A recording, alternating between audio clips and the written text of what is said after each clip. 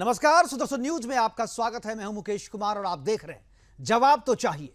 जवाब तो चाहिए में आज हम बात करेंगे किंग मेकर्स की। 18वीं लोकसभा के लिए हुए चुनाव में एनडीए को बहुमत मिल चुका है। नई सरकार के गठन के लिए एनडीए की बैठक के बाद राष्ट्रपति ने लोकसभा को भंग भी कर दिया है और एनडीए की तरफ से नई सरकार बनाने का दावा आज देर शाम तक हो सकता है पेश भी कर दिया जाए। 8 जून को शपथ ग्रहण की तारीख भी लगभग तय हो चुकी है और इससे पहले एनडीए की बैठक में नरेंद्र दामोदर दास मोदी को तीसरी बार संसदीय दल का नेता चुन लिया गया है और इस बार अब वो जब प्रधानमंत्री के रूप में शपथ लेंगे तो एक नया इतिहास भी वो बनाएंगे। लेकिन विपक्ष है कि मानता नहीं। चुनाव परिणाम में बीजेपी मैजिक नंबर से 33 कदम दूर क्या हुई, विपक्ष की बातें खिल गई। सरकार बनाने के लिए जोड़तोड़ का सार्वजनिक ऐलान कर दिया गया। जश्न ऐसे मनाया जा रहा है जैसे इंडी गठबंधन को जीत मिल गई हो। पूरे इंडी गठबंधन को जितनी सीटें मिली हैं आपको भी पता होगा, अकेले बीजेपी को उससे 6 सीटें ज्यादा मिली है। बावजूद इसके कांग्रेस नेतृत्व वाला इंडी गठबंधन सरकार बनाने का दावा कर रही है, जबकि बीजेपी नेतृत्व वाले एनडीए गठबंधन को बहुमत के आंकड़े से 19 नंबर ज्यादा मिले हैं। फिर भी पिछले एक दशक से सत्ता से दूर कांग्रेस और उनके गठबंधन के साथी ललचाई नजर से प्रधानमंत्री की कुर्सी की तरफ टकटकी लगाए बैठे हैं।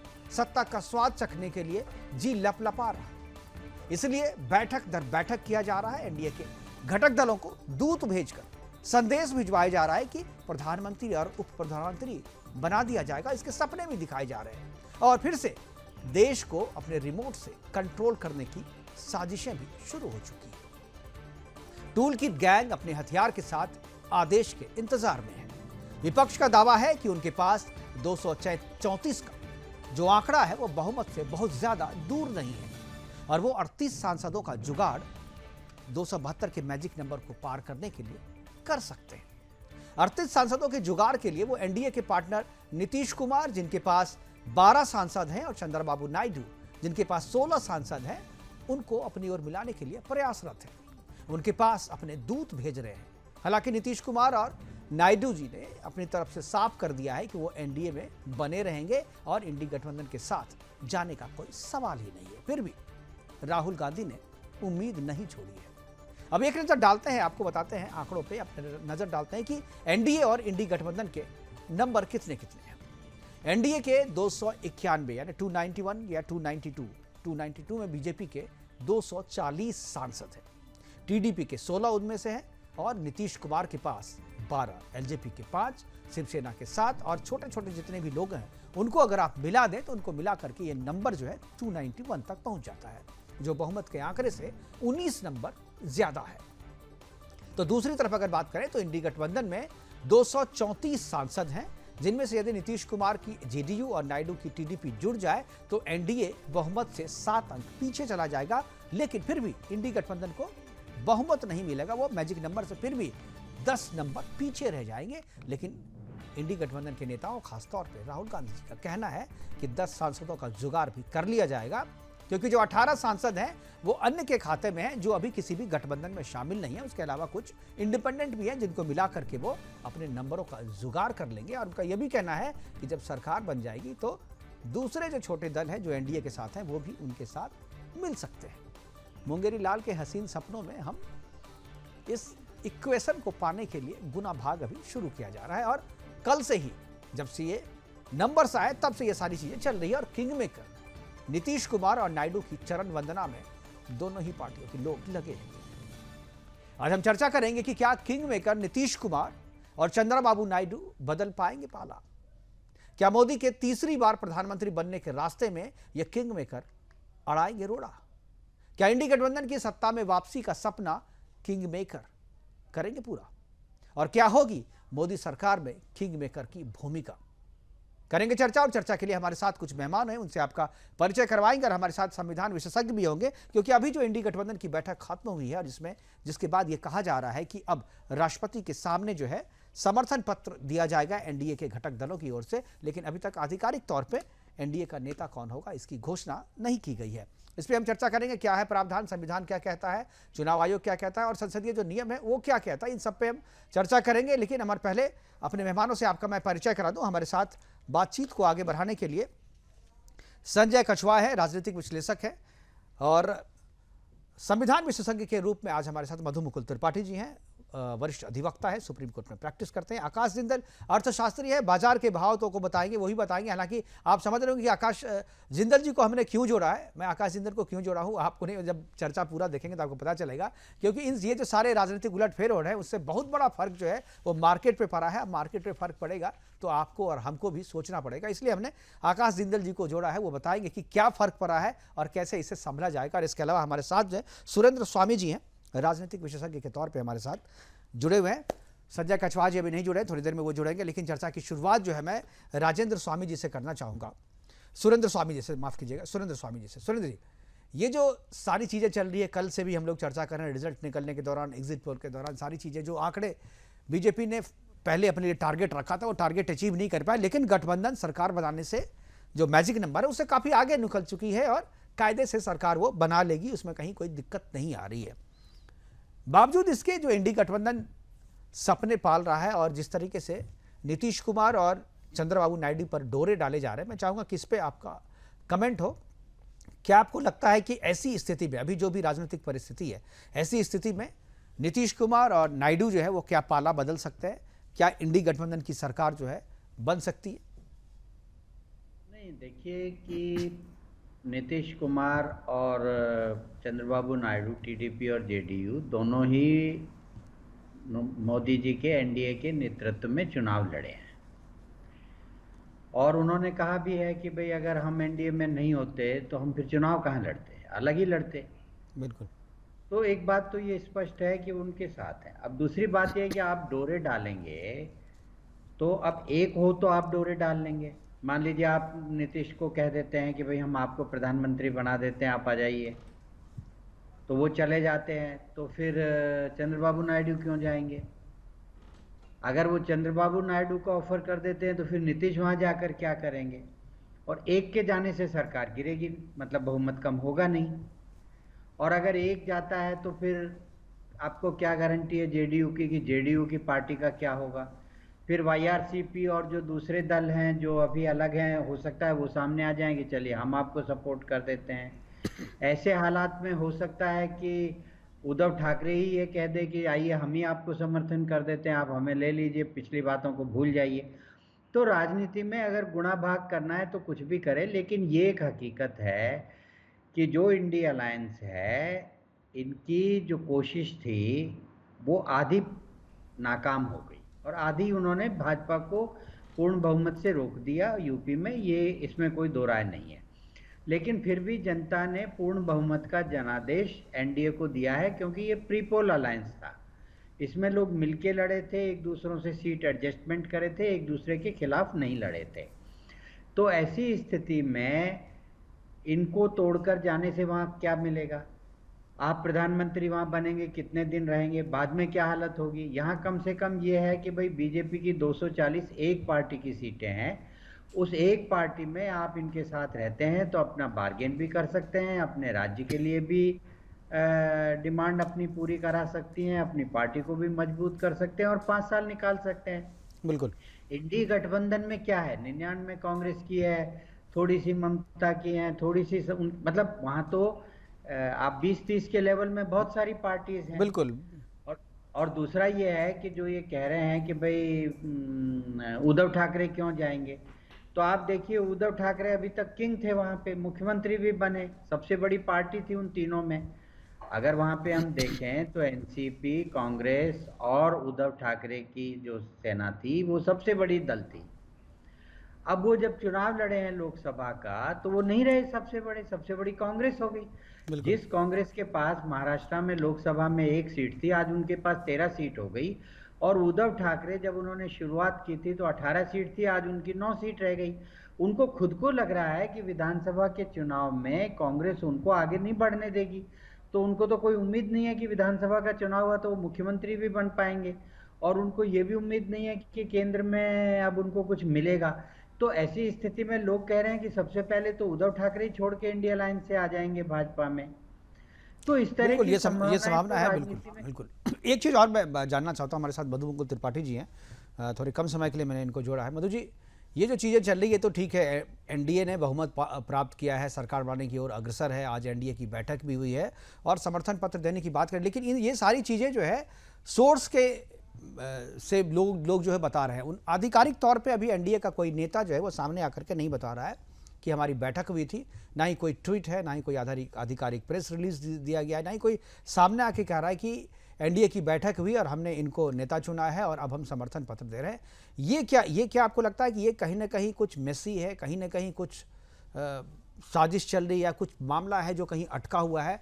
मैं आपसे एक चीज़ जानना चाहूँ, थोड़ा संवैधानिक प्रावधान के बारे में बताएं हमारे दर्शकों को कि क्या होता है, क्या जब आप बैठक करते हैं समर्थन पत्र देने से पहले आपके अपने नेता का नाम जो है वो तय करना होता है, वो ऐलान करना होता है, उसके बाद आप समर्थन देंगे, वरना समर्थन किसको देंगे आप? जी देखिए मुकेश जी, जब भी कोई इलेक्शन होता है, इलेक्शन के बाद जो पार्टियां हैं वो अपना एक नेता चुनती हैं। जब नेता चुनती हैं उस नेता को ही, नेता के नाम का ही समर्थन होता है, पार्टी के नाम का समर्थन नहीं होता। ये जो पार्टियां समर्थन दे रही हैं एज पर द कॉन्स्टिट्यूशन, इनको पहले ये डिसाइड करना पड़ेगा इनका नेता कौन है भाई, किसको प्रधानमंत्री बना रहे हैं, उसके नाम का समर्थन है माननीय राष्ट्रपति को देंगे। और बाकी चीज आपको पता है, मैं बहुत कम समय से हूँ, सुरेंद्र जी यहाँ हैं और मैं बिल्कुल प्रभावित हूँ। सुरेंद्र जी ने बहुत अच्छी बातें कही और बिल्कुल स्पष्टता एज पर जो प्रोविजंस हैं उसको मानते हुए और जो प्रोबेबिलिटीज हैं उनको देखते हुए उन्होंने बातें कही। संवैधानिक दृष्टि से जब तक आप कोई नेता नहीं चुनते हैं तब तक आप किसी के नाम का अपनी सरकार बनाने का क्लेम ही नहीं कर सकते। जब क्लेम ही नहीं है तो आप सपोर्ट किसको करेंगे? तो एक नाम को डिक्लेयर करना होगा कि ये आदमी हमारी जो पार्टी है, हमारा जो दल है, उसका ये नेता है, उसके नाम का समर्थन किया जा रहा है, तभी ये समर्थन पत्र जो है माननीय राष्ट्रपति को दे सकते हैं। मुकेश जी, मैं क्षमा चाहूंगा, बहुत जल्दी में हूं मैं। मुकुल जी, हमसे जुड़ने के लिए और बात करने के लिए आपका धन्यवाद। मैं एक बार आकाश जी के पास जाऊंगा और ये जानना चाहूँगा, ये जो पेचीदगियाँ हैं, इन पेचीदगियों पे तो बात करते ही रहेंगे, जैसा कि सुरेंद्र स्वामी जी कह रहे हैं वो बात सही है। लेकिन एक चीज़ सुरेंद्र स्वामी जी, मैं वापस एक बार आपसे जाऊँगा, उसके बाद आकाश जी के पास जाऊँगा। ये जो देरी हो रही है या नेता का नाम का ऐलान फॉर्मली नहीं किया जा रहा, क्या आपको लग रहा है कि ये जो दोनों किंग मेकर की भूमिका में अभी हैं, नायडू और नीतीश जी, क्या ये हार्ड बार्गेनर हैं, अभी बार्गेन कर रहे हैं? क्योंकि जो सोर्सेस बता रहे हैं कि ये विशेष राज्य का दर्जा जो है वो मांग करने की, दोनों अपने अपने राज्यों के लिए विशेष राज्य का दर्जा मांग रहे हैं। छोटी छोटी पार्टियां जो है जिनके पास एक एक सीट है, खुद ही नेता है, वो अपने लिए मंत्रिमंडल में सीट मांग रहे हैं। क्या आपको लगता है इस वजह से जो है कुछ देरी हो रही है? जरा आवाज समझ है वो जी जो आ रही है। मेरी समझ है जी वो ये है जी बोलिए, आवाज आ रही है। जी, मेरी जो समझ है वो ये है कि संविधान में कोई भी पार्टी का लीडर किसी दूसरी पार्टी के लीडर का समर्थन करके पीएम के लिए नहीं कह सकता, क्योंकि संविधान में जो व्यक्ति प्रधानमंत्री बनेगा उस व्यक्ति को सांसदों का बहुमत होना चाहिए, पार्टी का नहीं है। संविधान में कहीं नहीं लिखा है कि पार्टियां लिख के दे देंगी तो वो हो जाएगा। तो इसलिए जो भी एनडीए के सांसद चुन के आए हैं उन सांसदों की बैठक होगी और उस एनडीए के सांसदीय दल की बैठक में ये रिजोल्यूशन पास करना पड़ेगा कि हम इनको अपना नेता चुनते हैं। उसके बाद उस पत्र को लेकर और जो एनडीए गठबंधन के लीडर्स हैं और जो भाजपा के जिनको चुना गया है वो लीडर हैं, वो राष्ट्रपति को जाके वो पत्र सौंपेंगे कि देखिए हमारे संसदीय दल की मीटिंग हो गई, हमारे सांसदों की मीटिंग हो गई और हमने इनको प्रधानमंत्री चुन लिया है और ये हमारी संख्या और ये हमारा बहुमत है। उसके बाद राष्ट्रपति जो है उनको डेट दे देंगे और फिर उनको कहेंगे कि आप बहुमत अपना सिद्ध कीजिए। और भले ही आपका खुद का बहुमत हो, मान लो अगर आज भारतीय जनता पार्टी को अपना बहुमत भी होता, फिर भी उनके सांसदों को भी देना पड़ता। बिल्कुल जी, तब भी राष्ट्रपति ये कहेंगे कि आप अपना वहां पर बहुमत सिद्ध कीजिए, क्योंकि बहुमत पार्टी का नहीं है, बहुमत सांसदों का सिद्ध करना होता है हाउस के अंदर। तो वो स्थिति में अभी सब सांसदों को लाना, उन सब की मीटिंग कराना, तो एक प्रीएम्प्टिव एक्शन ये ले रहे हैं कि जो पार्टीज के लीडर्स हैं इंडिविजुअली वो लीडर्स आकर के अपने लेटर दे रहे हैं कि भाई हम एकजुट होकर लड़े थे, हम एनडीए का प्री पोल अलायंस था, हम इसके हिस्से थे, इनके नेतृत्व में हमने चुनाव लड़ा, इनको हम अपना नेता मानते हैं और इनको हम प्रधानमंत्री के लिए समर्थन देते हैं। बिल्कुल ये सही कहा स्थिति आपने, है मुझे लगता है अभी जो स्थिति है। बिल्कुल बिल्कुल सही कहा आपने। संजय कछवाहा, क्या आप जुड़ गए हमारे साथ? क्या आपको मेरी आवाज़ मिल रही है? डॉक्टर संजय कछवाहा शायद अभी तक नहीं जुड़े आकाश जिंदल हाँ जी के जी। पास में। जी अब जुड़ गए जी। मैं एक चीज़ मैं आपसे जानना चाहूँगा, कल से मैं आपसे जुड़ने की कोशिश कर रहा था लेकिन शायद आपसे संपर्क नहीं हो पा रहा था। पहले तो जो परिणाम आए हैं, एनडीए को बहुमत मिला है, बीजेपी बहुमत से थोड़ी दूर रह गई, और उसके बाद जो ये सरकार बनाने में जो उलटफेर या जो गणित इंडी गठबंधन की तरफ से लगाया जा रहा है, आप उसको किस तरीके से देखते हैं? और जो किंग मेकर की भूमिका में दो नेता सामने आ रहे हैं, क्या आपको लग रहा है कि वो किंग मेकर सही में, क्या इधर भी रहेंगे तो वो किंग मेकर है, उधर भी जाएंगे तो किंग मेकर है? क्या आपको लगता है कि पाला फिर से बदला जा सकता है, किंग मेकर दूसरे किंग भी बना सकते हैं? जी मुकेश कुमार जी, मुझे लगता है कि ये बड़ी विचित्र स्थिति है भारतीय राजनीति में। क्योंकि जिन दो व्यक्तिमत्वों की बात हो रही है, नायडू और नीतीश कुमार जी, दोनों पाला बदलने के लिए ही ज्यादा प्रसिद्ध है। तो दुर्दैव से आज ये कल क्या करेंगे इसके बारे में भी आशंका रहेगी, 6 महीने के बाद क्या करेंगे यह भी आशंका रहेगी। और दुर्दैव से इसलिए यह 5 साल एक तरीके से अनस्टेबल गवर्नमेंट रहेगी, क्योंकि इनमें से कोई भी एक स्थायी सदस्य नहीं है। भारतीय जनता पार्टी को अपने स्थायी, भरोसेमंद, निष्ठावान दोस्तों की जरूरत है, लेकिन दुर्दैव से इस समय वो अल्टू पलटू नेतृत्व के भरोसे पर अपनी 5 साल अनस्टेबल सरकार चलाने के लिए मजबूर है। बिल्कुल।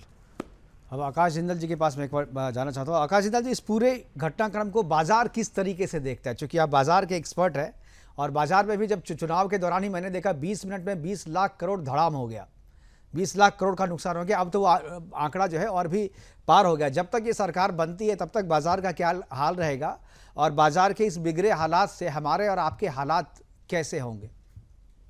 बिल्कुल सही कहा आपने मुकेश जी। सबसे पहले तो बाजार के अगर हालात बिगड़ते हैं, as you very rightly pointed out, सबसे पहले देश के आम आदमी के हालात बिगड़ते हैं, क्योंकि आम आदमी या तो शेयर मार्केट से जुड़ा हुआ है या म्यूचुअल फंड्स के थ्रू जुड़ा हुआ है। तो जाहिर सी बात है, आम आदमी का पैसा मार्केट में लगा हुआ है, वो इंपैक्ट होता है। अब बाजार की बात करें, देखिए बाजार सीधा सा जानता है, बाजार जानता है ग्रोथ को, तरक्की को।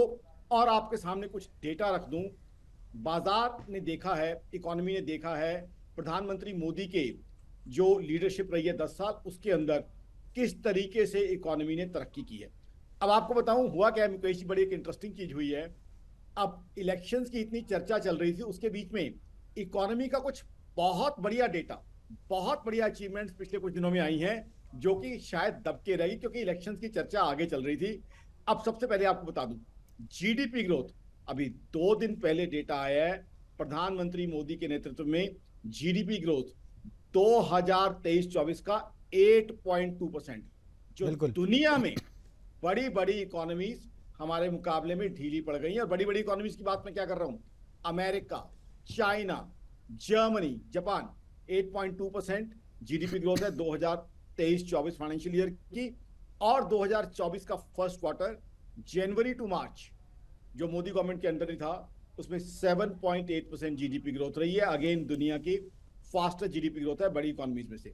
जीएसटी कलेक्शन की बात करें, जिसपे भी कई बार विपक्ष ने सवाल खड़े किए थे जीएसटी को लेके कि कैसा टैक्स है, क्या ये सही है नहीं है, 2,10,000 करोड़ का क्रॉस जीएसटी कलेक्शन रहा है। बिल्कुल बिल्कुल। अब जिंदल जी, ये सही है। इन डेटा के अलावा मैंने आज जो आपको इन राजनीतिक विशेषज्ञों के साथ बिठाया है, मेरा सवाल कुछ और जानना है आपसे। मुझे ये जानना है कि जब एग्जिट पोल आया था और एग्जिट पोल में मोदी की सरकार बन रही थी, तो उसके बाद जब मार्केट सुबह में खुला था 2000 पॉइंट की उछाल के साथ मार्केट खुला था, और मार्केट में ज़बरदस्त उछाल थी, यानी मार्केट जो है सपोर्ट कर रहा था बीजेपी को। लेकिन जैसे ही सरकार में लगा कि नहीं, बीजेपी शायद अपने बूते मेजोरिटी नहीं ला रही है, कम हो रही है, तो धराम से हो गया। क्या मार्केट जो है, मार्केट मोदी जी के साथ है?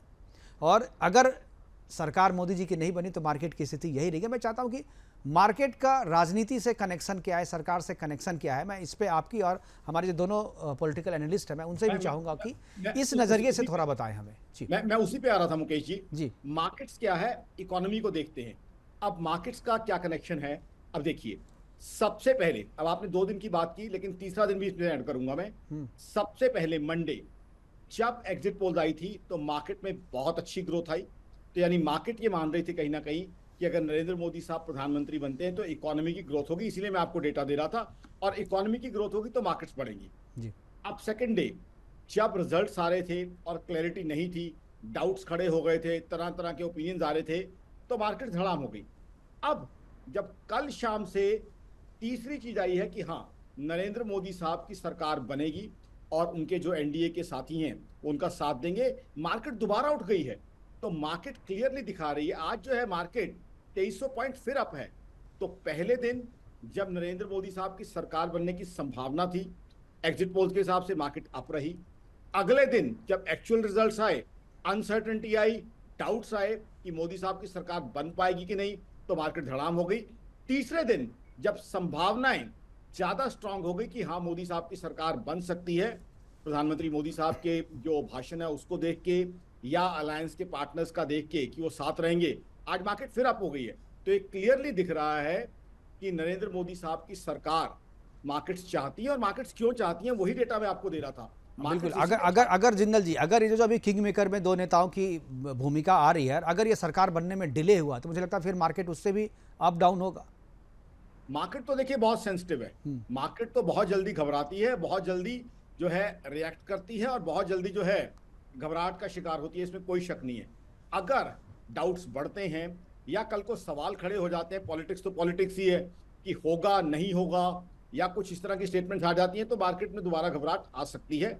ये चीज हमने देखी है, क्योंकि मार्केट जो है बहुत सेंसिटिव रही है। तो इसलिए जो है मार्केट के लिए अच्छा तो ये होगा कि अब जब एनडीए की सरकार की बात हो रही है, इनके पास नंबर्स भी हैं। देखिए, जहां तक मैं समझता हूं, अब आज की तारीख में जब 292 नंबर हैं, तो जाहिर सी बात है इन लोगों का हक है सरकार बनाने का। और इनके साथी भी काफी अच्छे हैं, नीतीश कुमार जी हो, नायडू साहब हो, इन्होंने अच्छा काम किया है अपने राज्य में इकोनॉमी के लिए। तो मार्केट तो ये चाहे ठीक है सर, अच्छा काम किया है, लेकिन जैसा कि अभी संजय कछवाहा जी बता रहे थे कि इनका कैरेक्टर जो है, पॉलिटिकल कैरेक्टर बदलने का है, जो कभी इधर जहाँ इन्हें फ़ायदा लगता है वहाँ जाते हैं। और मैं इसमें उसको गलत नहीं मानता, क्योंकि पॉलिटिक्स में लोग अपने फ़ायदा नहीं, अपने वोटर्स के फ़ायदे के लिए इधर जुड़ते हैं।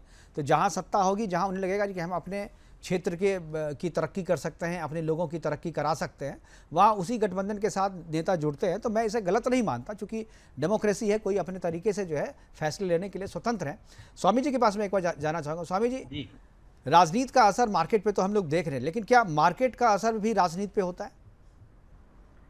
नहीं, मार्केट का असर राजनीति से नहीं होता, राजनीति का असर ही मार्केट पे होता है। मार्केट क्या है? मार्केट 2 चीज चाहता है। एक, सरकार स्टेबल हो, पॉलिसीज की कंटिन्यूटी हो। चूंकि पिछली एनडीए की गवर्नमेंट्स में एक कंटिन्यूटी पॉलिसीज की रही है, काफ़ी सारे रिफॉर्म्स आए हैं, और मोदी गवर्नमेंट ने ये कोशिश की है कि भाई हमारी आर्थिक स्थिति सुधरे, और उसको सुधारा भी है। 11वीं से 5वीं पे लाए हैं, अब 5वीं पोजीशन से 3rd पोजीशन की बात हो रही है, बिग टिकट रिफॉर्म होने की बात हो रही है। तो मार्केट को तो ऐसी सरकार चाहिए जो देश की आर्थिक स्थिति को मजबूत करे और उसमें स्टेबिलिटी रहे और कंटिन्यूटी रहे। तो इसलिए जो बाजार है वो एक स्टेबल गवर्नमेंट चाहता है। चूंकि मोदी जी की गवर्नमेंट रही है, तो उनको मोदी जी की गवर्नमेंट पे अब कॉन्फिडेंस है, उनकी नीतियों की कंटिन्यूटी पे कॉन्फिडेंस है, तो वो चाहते हैं। तो जैसे ही उन्हें लगता है कि ये सरकार को कुछ गड़बड़ है, तो वो मार्केट धड़ाम हो जाता है, क्योंकि कुछ आने में आगे पता नहीं लगेगा क्या होगा।